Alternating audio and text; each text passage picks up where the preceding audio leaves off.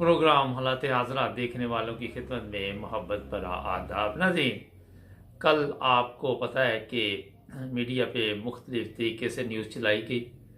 आज मैं बताऊंगा कि कल क्या वजह हुई कि पीडीएम ने जो करना चाहा वो हुआ नहीं, और गवर्नर पंजाब के ज़रिए ये अंडर प्रेशर करते रहे कि किसी वक्त भी परवेज़ इलाही को फारग कर दिया जाएगा। असल में जो कहानी है, असल वो आज आपको बताते हैं।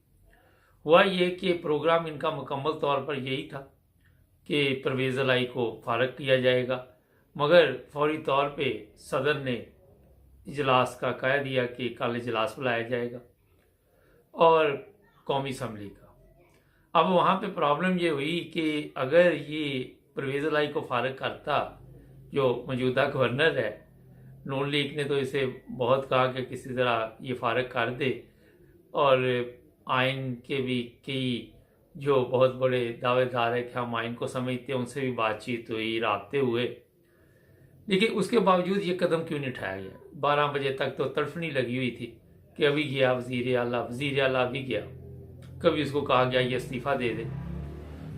अब जब सदर ने इजलास का कह दिया तो फिर इनको पता चला कि ये ना हो कि हम वजीर आला को फारग कर दे और सदर पाकिस्तान है वो गवर्नर को फारग कर दे, और फिर क्या होगा। फिर होना ये था जो सत्यान साहब हैं वहाँ के जो स्पीकर है उनके पास सारे इख्तियार चले जाने थे, और ये भी प्लानिंग बन चुकी थी जो पीटीआई की तरफ से कि जैसे ही ये सब कुछ किया जाए फौरी तौर पर जरदारी साहब वहाँ पे बैठे हुए हैं, माल और दौलत लेके उनको भी गिरफ्तार किया जाए और भी लोगों को गिरफ्तार किया जाए, और फिर जो होगा देखा जाएगा। ये है असल कहानी, आपके इल्म में है। कल रफ़ीक क्या नाम है तारड़ ने भी बड़ा शोर डाला हुआ था, सब ने आज भी ये इस तरह के डायलॉग करते रहे। वज़ीर दाखिला सनाउल्लाह जो आइन को भी नहीं समझता, कानून को भी नहीं समझता, इंसानियत को भी नहीं समझता, वो भी बड़े बड़े दावे कर रहा था। सदर पाकिस्तान के पास ये इख्तियारात होते हैं कि वो गवर्नर को फारग कर सकते हैं, और ये अब आने वाले दिनों में जो मेरे पास रिपोर्ट है कि अभी 1 हफ्ता 10 दिन लग जाएंगे, नया साल शुरू होने वाला है, क्रिसमस की छुट्टियां आ रही हैं, वीकेंड आ रहा है, उसके बाद जनाब ये जाके कहीं पे अदम एतमाद की जो तहरीक है वो पेश होगी, और उसके बाद कहा जा रहा है कि असम्बलियाँ तोड़ दी जाएगी। मगर इसके अलावा एक और भी पहलू है कि कुछ 4 माह से ये मुसलसल जो इजलास चल रहा है सूबाई असम्बली का, उस पर बेशुमार अखराजात आ रहे हैं। पता नहीं जितने भी MP हैं उनके वो मीटर चल रहे हैं पैसों वाले, वो पैसे बना रहे हैं। परवेज़ इलाही है वो भी गुजरात में काफ़ी दौलत इकट्ठी कर चुका है, अवाम के लिए तो किसी के पास पैसा नहीं है, क्योंकि बात जो है वो हक और सच की करनी चाहिए। वहाँ पे ये क्या कर रहे हैं, कौन से इजलास वहाँ पे क्या वहाँ पे मंसूबे बन रहे हैं, और इतना जो कि अभी तक वो इजलास की कार्रवाई ख़त्म ही नहीं होती, वही इजलास चलता जा रहा है। इस पर भी नज़र डालनी चाहिए। फिर ये भी आप देखें कि कहा जा रहा है कि जरदारी साहब पैसे लेके बैठे हुए हैं। वो जरदारी साहब बैठे हुए थे, आपकी MP ही खरीद रहे हैं ना, वो आपके लोगों को खरीद रहे हैं ना। तो ये जो कुछ भी वहाँ पे हो रहा है पैसों की, लोगों को बताया जा रहा है कि पैसे नहीं है मुल्क में, अवाम जो है वो महंगाई से तंग है, हर चीज़ महंगी होती जा रही है, ख़जाना खाली है, MNA बिक रही हैं, MPA बिक रही हैं, पता नहीं क्या क्या बिक रहा है, लेकिन अवाम के जज्बात से खेला जा रहा है। ये सोचने वाली बात है और अफसोसनाक बात है। अब ये गवर्नमेंट फ़र्ज़ करे ख़त्म हो जाती है, इलेक्शन होंगे, बेशुमार खर्चा मर्चा होगा, हमारा गरीब मुल्क है, इतने अखराजात बर्दाश्त भी नहीं कर सकता। मीडिया जो है वो भी आपके सामने लफाफा सहाफ़ी जो है वो भी अपने चक्कर में के पैसे बने। उन्हें कहा जाता है कि रात को भी ये कहा गया, मुख्तलिफ न्यूज़ चैनल को कॉलें कर करके बताया गया कि जनाब बस 5 मिनट बाद गवर्नर साहब अभी एक साइन करने वाले हैं, उसके बाद आप खबर चलाएं, और मीडिया को इस्तेमाल किया जाता है। मगर हकीकत कुछ और होती है, शोर शराबा कुछ और होता है। कल नवाज शरीफ को फ़ोन किया गया कि ये जनाब आप नहीं कर सकते, आइन इसकी इजाज़त नहीं देता, कानून इसकी इजाज़त नहीं देता। क्योंकि नवाज शरीफ साहब का कल प्रोग्राम ये था कि गवर्नमेंट को पंजाब की को ख़त्म किया जाए, फिर मैं शान शौकत के साथ लाहौर में आऊँ और इनको बताऊँ कि देखो मैं मरियम के साथ इस दोबारा लाहौर में आऊँ, पिछली बार तो आपने मुझे गिरफ्तार कर लिया था, कोई माइका ला लो। ये भी कहा गया कि रेंजेस आ गई है, ये भी कहा गया कि कंटेनर, अच्छा आज का एक बड़ा ड्रामा चलता है हमारे, कंटेनर लगा दो, कंटेनर आ गए, कंटेनर वाले भी कहते हो गए अच्छी मौज लगी हुई है, किराया तो आ रहा है, वैसे फारग पड़े होते हैं, पता नहीं उनको इतना बचत होती कि नहीं बची होती, गवर्नमेंट के पैसे लग रहे। ये सब चीज़ें क्यों हो रही है, ये है सवाल।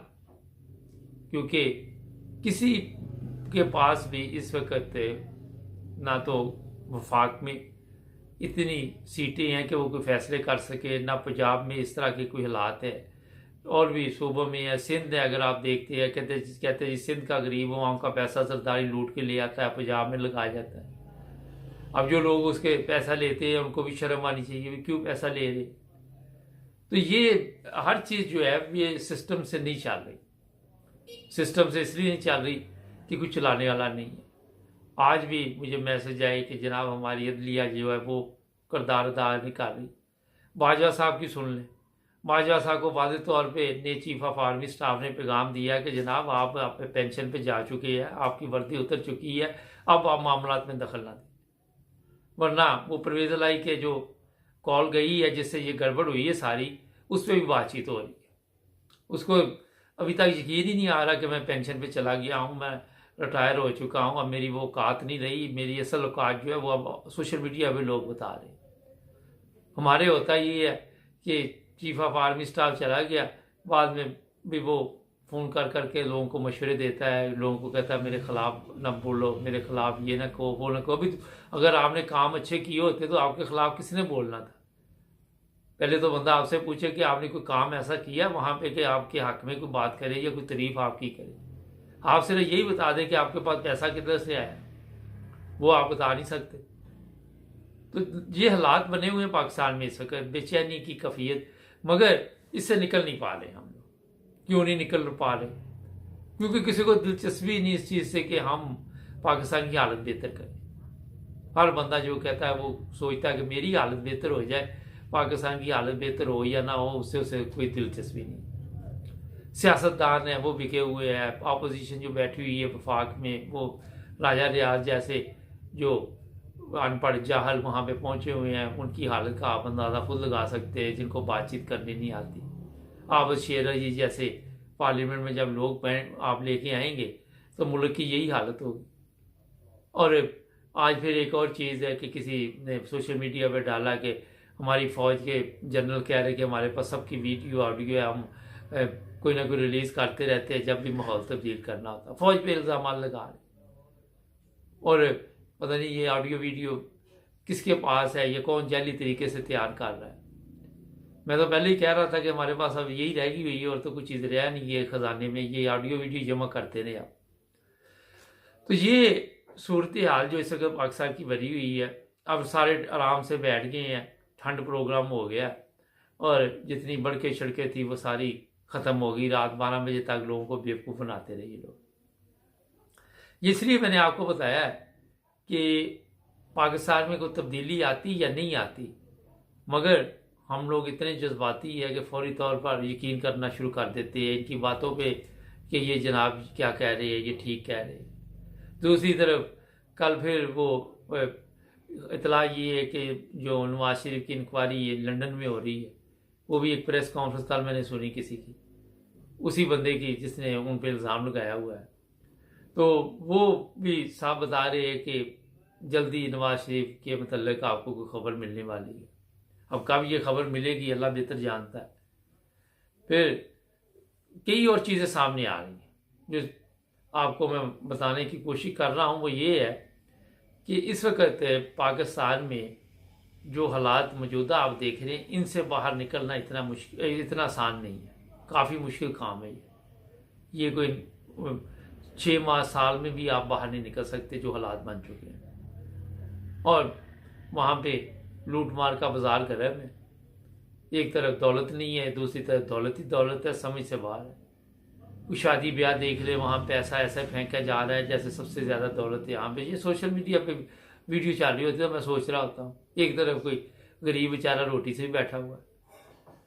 तो हमारे पाकिस्तान में जब तक अदल का सिस्टम नहीं होगा, जब तक हम अदल से काम नहीं लेंगे, उस वक्त तक इसी तरह हमारे हालात रहेंगे।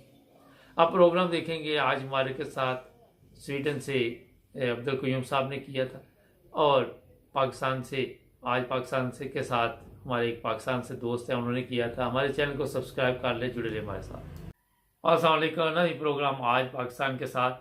कल बड़ा शोर मीडिया में पड़ा हुआ था, ये गवर्नर साहब किसी वक्त भी परवेज़ लाई को ख़त्म कर देंगे, और राना सनाउल्लाह ने कंटेनर पहुंचा दिए और मीडिया के ज़रिए प्रोपेगेंडा किया गया। इसका क्या नतीजा निकला, चलेंगे पाकिस्तान। हमारे दोस्त हैं वहाँ पे, उनसे पूछेंगे जनाब ये क्या कल सारा दिन खिचड़ी पकती रही लाहौर में? बस मीडिया खेला जा रहा, बात कुछ नहीं थी। लेकिन अभी ये इतला आ रही है कि गवर्नर की छुट्टी होने वाली है। वो तो कल के प्रोग्राम चल रहा है ना, वो अपना सदर साहब कुछ करने वाले हैं, सुना है, बाकी अल्लाह को पता क्या होता। मगर ये इतला मिल चुकी है कि सदर साहब आज बाकायदा तौर पे गवर्नर को फारग करने की कोशिश करेंगे। ये गवर्नर को, ये बिल्कुल सही बात। जब गवर्नर अगर फारग हो जाता तो फिर पीटीआई का गवर्नर आएगा या कौन आएगा? जो गवर्नर लगाना होता है ना, वो प्राइम मिनिस्टर की एडवाइस पे लगाना होता है। हाँ जी। और जब गवर्नर बन जाए ना, तो उसको फिर जब तक खुशनूती हासिल रहेगी प्रेसिडेंट की, उस वक्त तक गवर्नर रह सकता। ये सूरत हाल नहीं, तो वही बोर्ड करेगा प्राइम मिनिस्टर। देखिए अब इनको तो एडवाइस करेगा। फर्ज करे अब ये गवर्नर चेंज कर देते हैं या इसको हटा देते हैं सदर साहब, अपना जो उनके पास इख्तियारात है, तो उसके बाद जुमे को अदम इत्तेमाद का वोट जो लिया जा रहा है 187 बंदे पूरे हो चुकी है, तो आप क्या समझते हैं कि इमरान खान असम्बली तोड़ देगा? असम्बली तो अब टूटेगी 7 दिन बाद। अच्छा, उस वक्त नहीं टूट सकती? उस वक्त नहीं टूट सकती। अच्छा, टाइम 7 दिन बाद अगले जमे टूटेगी। अच्छा, आप ये समझ। अभी थोड़ा टाइम मिल जाएगा जी। इनको सब शुरू कुछ नहीं हुआ, इनको भी पता था कि हमारे पास ना नंबर है, कुछ भी नहीं है, तो ये मीडिया खेल के ना अंडर प्रेशर कर रहे थे कि शायद परवेज लाई खुद ही अपना कहे चलो मैं चला जाता हूँ। वो इनके सब जो मामला थे ना, वो खत्म हो गया। अपनी मौत आप मर गए ये लोग। जी। अतार तारड़ ने कल प्रेस कॉन्फ्रेंस जो की कि वो इस्तीफा दे के घर चले जाए, ये ड्रामा जो इन्होंने किया राना सनाउल्लाह ने और ये सब ने, तो ये क्या वजह हुई कि इनके पास कोई आईनी इख्तियार नहीं था, सिर्फ ये ड्रामा किया गया? नहीं, आईनी इख्तियार तो दूर की बात है, उनके पास नंबर ही पूरे नहीं थे ना जी। कैसे पूरा करते? अब इन्होंने बड़ी कोशिश की है औरतों को खरीदने की, पीटीआई की और भी लोगों को, लेकिन वो कोई बिका ही नहीं ना। उनको पता है कि जो पहले अशर हुआ है, जो लोग बिके हैं, तुम्हारा भी ऐसा ना हो। किसी ने पैसे को देखा तक नहीं है। अच्छा, ये बताइए, 5 करोड़ रुपया आपको ऑफर हुई, लेकिन उन्होंने कबूल नहीं किया, नहीं हमें नहीं कुछ करना। अच्छा, मैंने सुना 75 करोड़ तक गई ये बोली। वो आदमियों की, औरतों की बात करो, औरतों को 5 करोड़ रुपए की ऑफर हुई, ये कल की बात। अच्छा, तो वो 72 करोड़ बंदों को। तो ये भी खबर है कि जरदारी के लिए कोई मुश्किलात पंजाब में खड़ी की जाएंगी, ताकि ये जो पैसे लेके यहाँ आ जाता है, खरीदो फरोख्त करता है, तो ये बंद की जाए। इस तरह की बंदी लगा सकते हैं ये जरदारी पे? कुछ ना कुछ हो जाएगा। हो जाएगा। इमरान खान बड़ा मुतमिन है अभी तक, आप क्या समझते हैं कि उसको अब काफी समझ आ गई है इन लोगों की?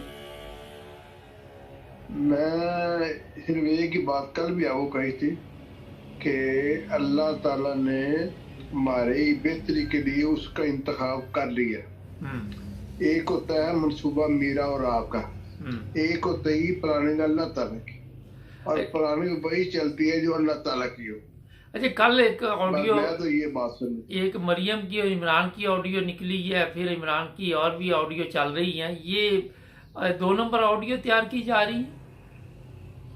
जनाब मुझे कल वो इमरान ने दिखाया ये कैसे आइडियो बनाते हैं एक मशीन के ऊपर बैठ के। अच्छा, एक वैसे अखलाकी सवाल है कि जो ऑडियो ये बना के भिजवा रही हैं, आप क्या समझते हैं कि कौम की जो नई नस्ल है या इनकी बहू बेटियां हैं या इनके घर के बच्चे हैं, वो जब ये सुनते होंगे ऑडियो, कोई अखलाकी तौर पे इनको शर्म आती है? जनाब मैंने आज जब से आपने प्रोग्राम शुरू किया था ना, तो मैंने आपको बात कही थी, तो आप कहते थे यार ऐसी बात है क्या करो। मैंने कहता ये कंजरों की औलाद है, कंजरों को क्या फर्क पड़ता है। लेकिन अखलाकी तौर पे तो पूरी कौम को कंजरों का कौन सा इखलाक होता है, मुझे ये बताया ना, कंजरों का कौन सा। मगर कौम पे तो असर पड़ रहा है ना इनकी वजह से। कौम अब इनको समझ गई है, जो मर्जी है कर ले, कौम इनके बकावे में नहीं आएगी, ये आप बात मेरी लिख लें। अच्छा, ये भी मैं अपने देखने वालों को बता दूं कि सोशल मीडिया पे तरीका वारदात ये ढूंढा हुआ है टिकटॉक वगैरह पे कि ऑडियो लगा के ऊपर ऐसी चीज़ें लिख दी जाती है। अपनी ईमानदारी के साथ बताएं कि जो ऑडियो आप बना के डाल रहे हैं, आप अपनी बेटियों के साथ बैठ के, अपनी बहू के साथ बैठ के, या अपने जो भी वालिदैन के साथ बैठ के आप जो ऑडियो सुन सकते हैं। अच्छा, ये बड़ी अफसोस की बात है, मुझे खुद बड़ा अफसोस हो रहा था। मैंने तो नहीं कुछ सुनी क्योंकि मुझे पता था गांधी होगा उसके अंदर जो ऊपर लिख लिख के बोर्ड लगाए हुए। अच्छा सर, ये बताएं कि अब जो सूरत हाल है कि आप क्या समझते हैं कि पंजाब गवर्नमेंट इमरान खान के हाथ में ही अभी तक? जी बिल्कुल हाथ में नहीं जाती जब तक परवेज लाई गद्दारी न करे। लेकिन परवेज लाई गद्दारी अब मेरा ख्याल है कि सोच समझ के करेगा। आप क्या समझते हैं? मैं तो ये समझता हूँ उसका फ्यूचर ही इमरान खान के साथ है, उसका और खासकर उसके बेटे का। और ये भी अगर ये इमरान खान को धोखा दे जाएगा तो वो समझो खत्म हो जाएगा। और ये भी इतला है कि ये परवेज लाई ने इसलिए पता खेला कि अगले जो इलेक्शन है उसमें भी ये वजारत आला लेना चाहता है। अब ये इमरान खान गलती करेगा दोबारा? इमरान खान जो है ना वो शरीफ आदमी बात मान जाता है। मैंने तो उसको मेरा ख्याल है कि मैं जाऊं जमान पार्क इमरान खान से मुलाकात करूं। तो चले जाइए, आपको कौन सा मसला है? नहीं हम तो हमारा मेरे बेटे का दफ्तर भी उधर ही है जमान पार्क में। तो मेरा तो ख्याल यही है कि मैं चला जाऊं तो उसकी मुलाकात भी कर रहा हूँ, उसकी बीमार कुर्सी भी कर रहा हूँ और उसको ये बताऊं कि इस शख्स पे इत्मीनान न कर कभी जिंदगी में कर। आपको कल वो सुना था ना आपने, वो जो प्रोग्राम था? हाँ वो सुना था। हाँ, पता चल गया। उनकी सारी की समझ गई थी चौधरी के आपने? हाँ, बड़ी खुल के बताया कि ये खुद डाकू हैं गुजरात के और ये कब्जा ग्रुप है, इन्होंने वहां पे तबाही। मैंने वो बताया था ना आपको, ये जितने डाके पाकिस्तान में होते थे उनके बंदे यहाँ आते हैं और ये उसी हिसाब से करके उनको तोहफा देते हैं। बताया था ना आपको। अच्छा,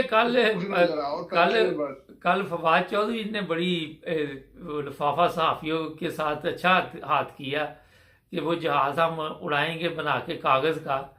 तो इनको भी पता कल चल गया अपने गवर्नर को कि उसकी औकात क्या है। बिल्कुल नहीं, गवर्नर की औकात क्या है असल में। मैं जो सुबह का हो रहा है ना उसमें ये चीज सामने आ गई है कि इन्होंने सरतूर कोशिश की है को 5-3-4 बंदे हमारे हाथ चढ़ जाए, लेकिन वो हो नहीं सका।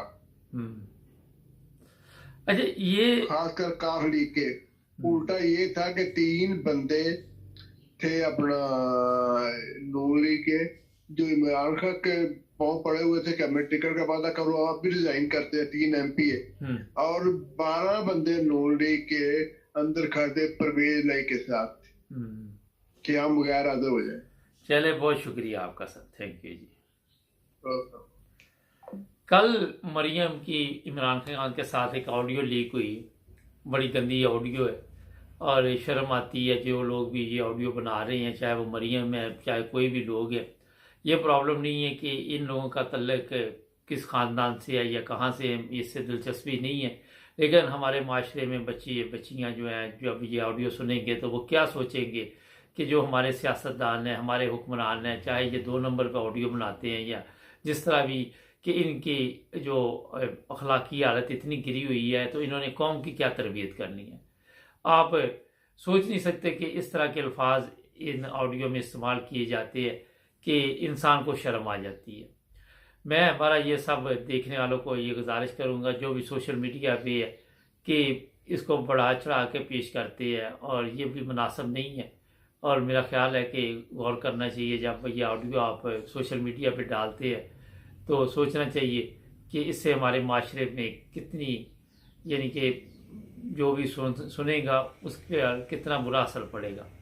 नाज़रीन, हमारे चैनल को सब्सक्राइब करें, जुड़े रहें हमारे साथ। मिलेंगे नए प्रोग्राम में, अपना ख्याल रखें। अल्लाह।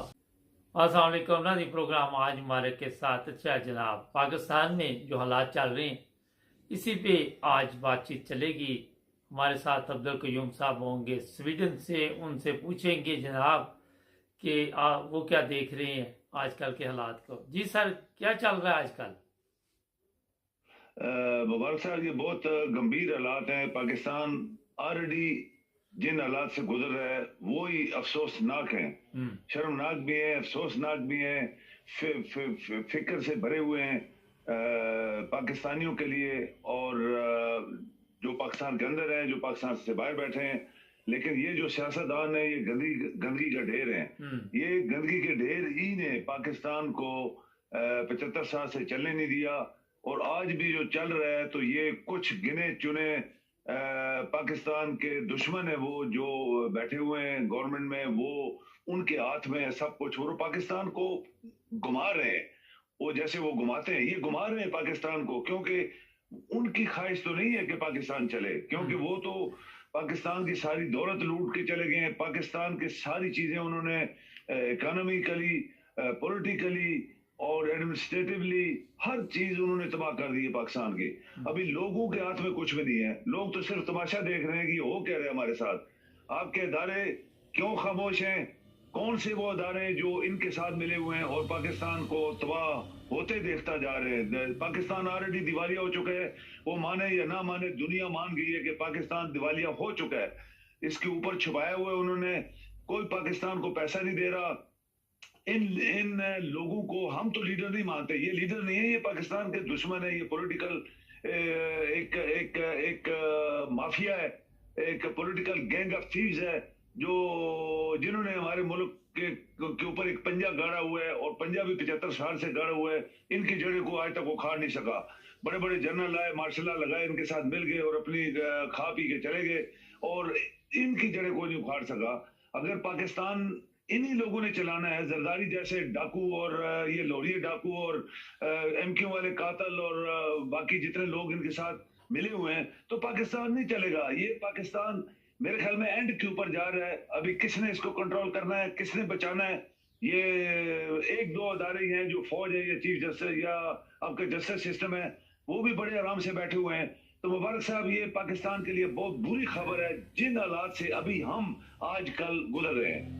अच्छा सर, ये बताइए कि मेरे पास इतला है कि लोगों ने पैसे निकलवाने शुरू कर दिए अपने बैंकों से, और बैंकों में पैसे नहीं रख रहे लोगों को पता चल चुका है कि जो बात आप काफ़ी दिनों से कह रहे थे कि पाकिस्तान दिवालिया हो चुका है।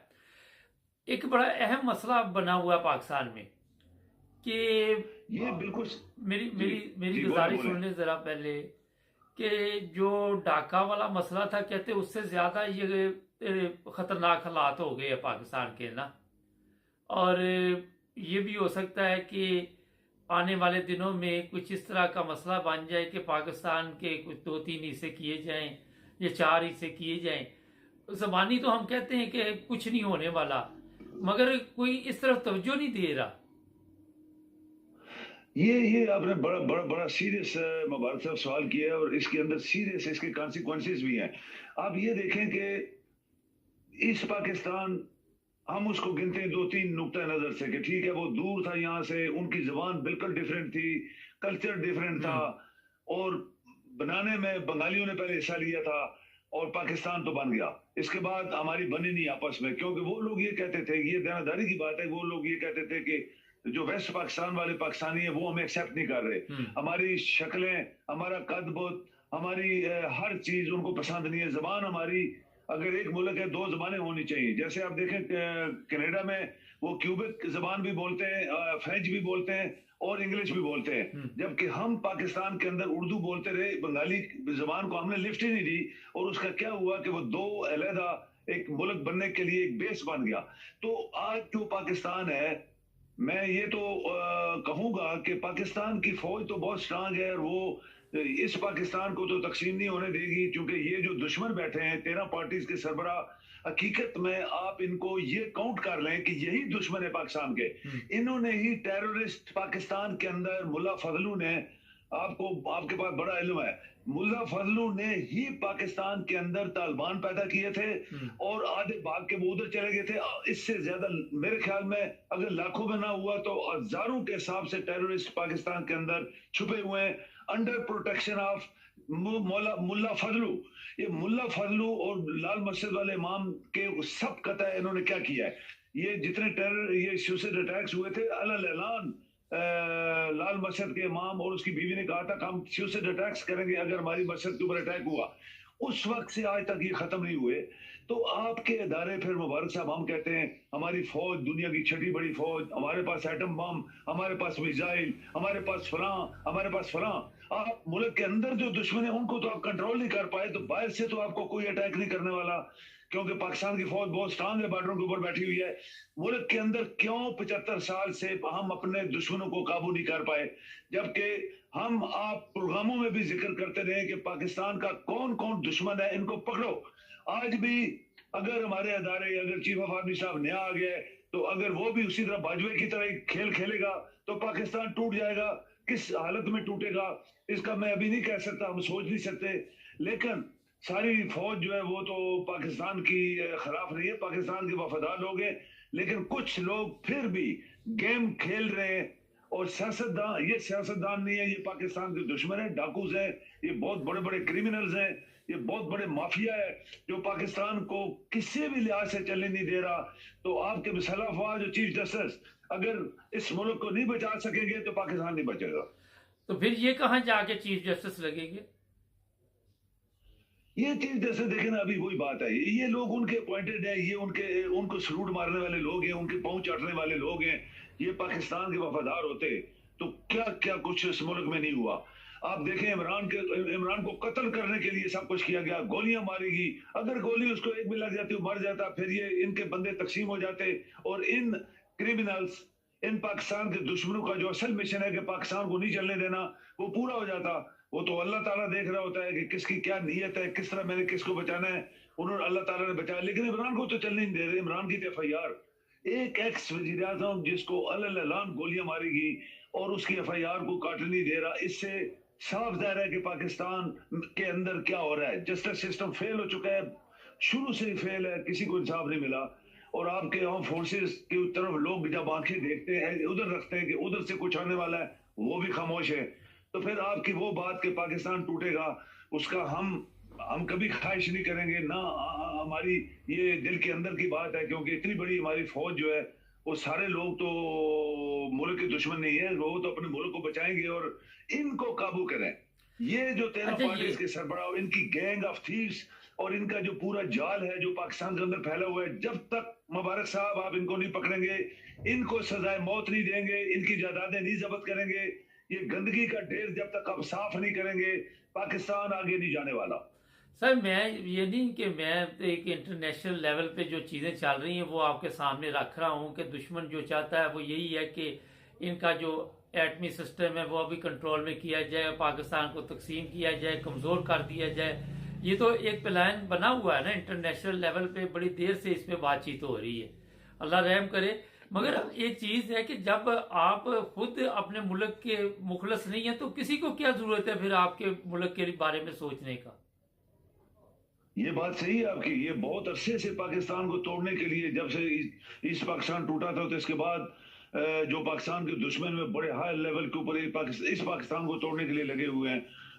बल्कि हमारे कई दुश्मनों ने बोला भी है कि हम बचा खोचा पाकिस्तान भी तोड़ देंगे।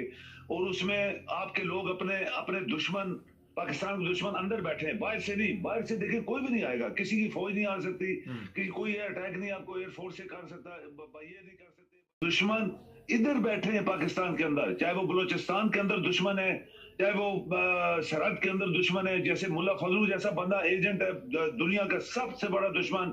ये जो लौरी गटर चोर और जरदारी दुनिया का बड़ा डाकू। एक जरदारी की क्या वैल्यू है? देखिए मुबारक से जरदारी कौन है? उसका बाप एक सिरमे का मालिक था सिर्फ। वो आज पाकिस्तान को अपनी मर्जी से चलवा रहा है, खिला रहा है, लूट रहा है, सब कुछ कर रहा है। उसने दफ्तर दुबई में खोले रखा, आपके सारे अदारे आंखें बंद करके देखते रहे।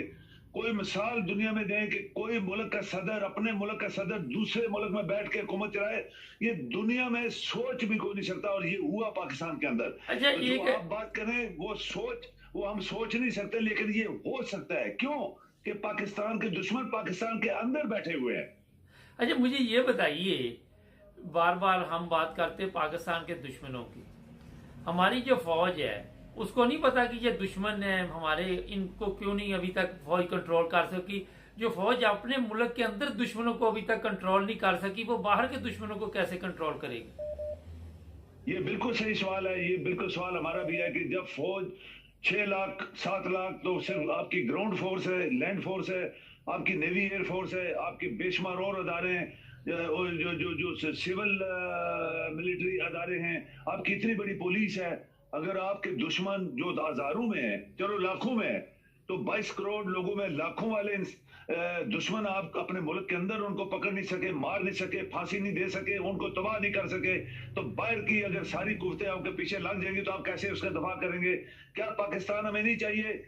ये मसला फाज को सोचना चाहिए। क्या हमारा पाकिस्तान नहीं है? क्या किसी दूसरे मुल्क की फौज हो? तुम लोग यहाँ बैठे हो, तो क्यों इन लोगों को, जब सामने ये जाहिर हो रहा है कि पाकिस्तान के अंदर पाकिस्तान के दुश्मन है, तो क्यों उनको पकड़ नहीं सके?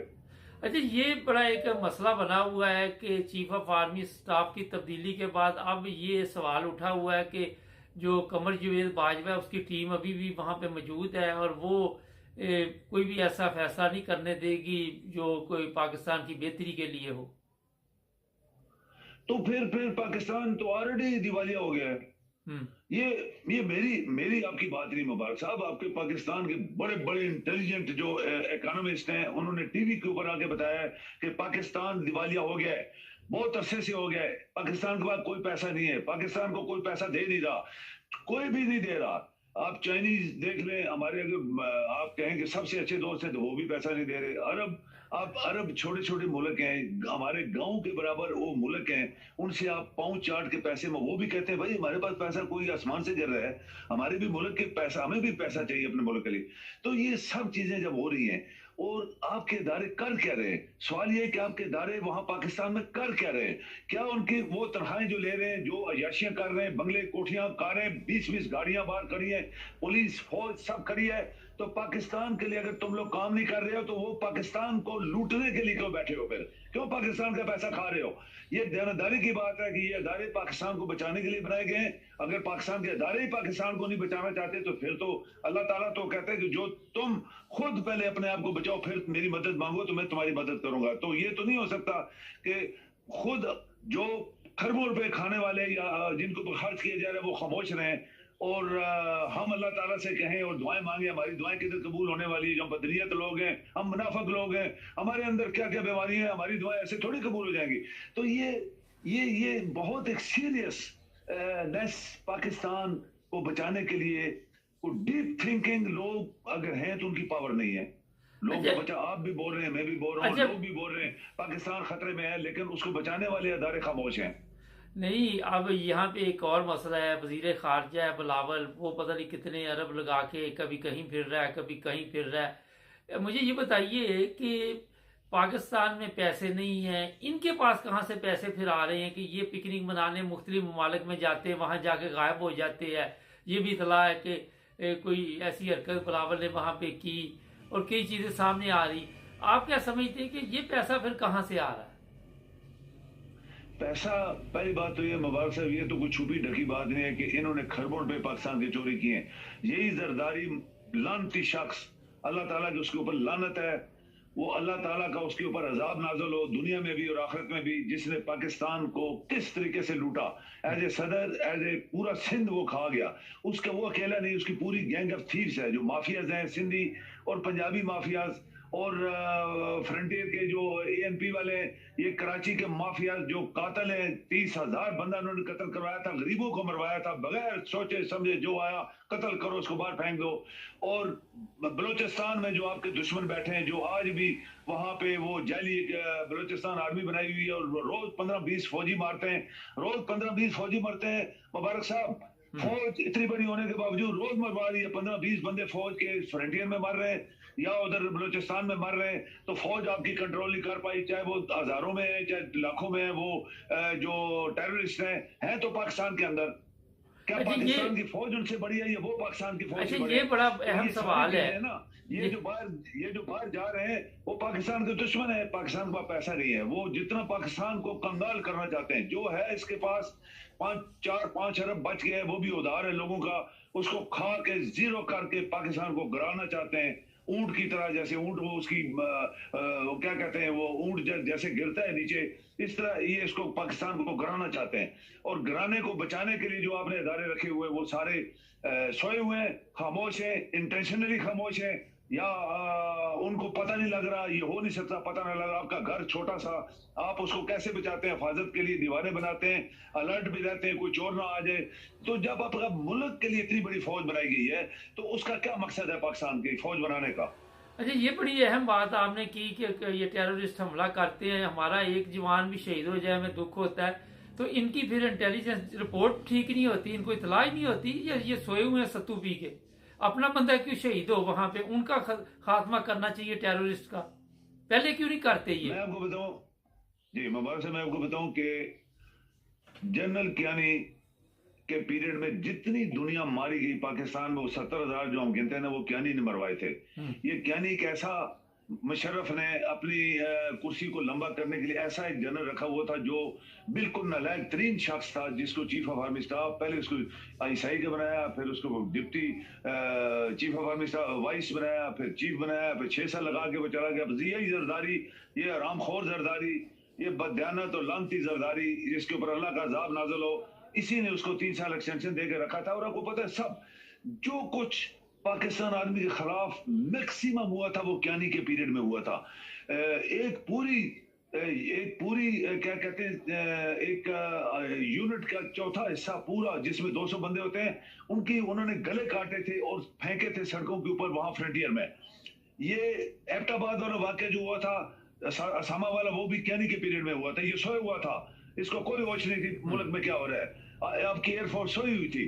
तो ये सारे वाकयात, लाल मस्जिद वाला वाकया कियानी के पीरियड में हुआ था, जहां टेररिस्ट मशीन गन्ने, तोपें और मिसाइल लेके बैठे हुए थे मस्जिद के अंदर।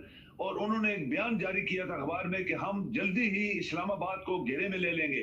तो सब लोगों ने कहा ऐसे मजाक हो रहा है, मजाक। कियानी के पीरियड में आपकी फौज वर्दियां पहन के बाहर नहीं निकल सकती थी। क्यों? इतनी बड़ी फौज होने के बावजूद फौजी लोग वर्दी पहन के डर के मारे बाजारों में नहीं आते थे, इतने डर गए थे। कियानी के पीरियड में जर्नलों को मारा गया, टेररिस्टों ने मारा, और ब्रिगेडियर्स, कर्नल्स, अफसर, जवान सब मारे गए।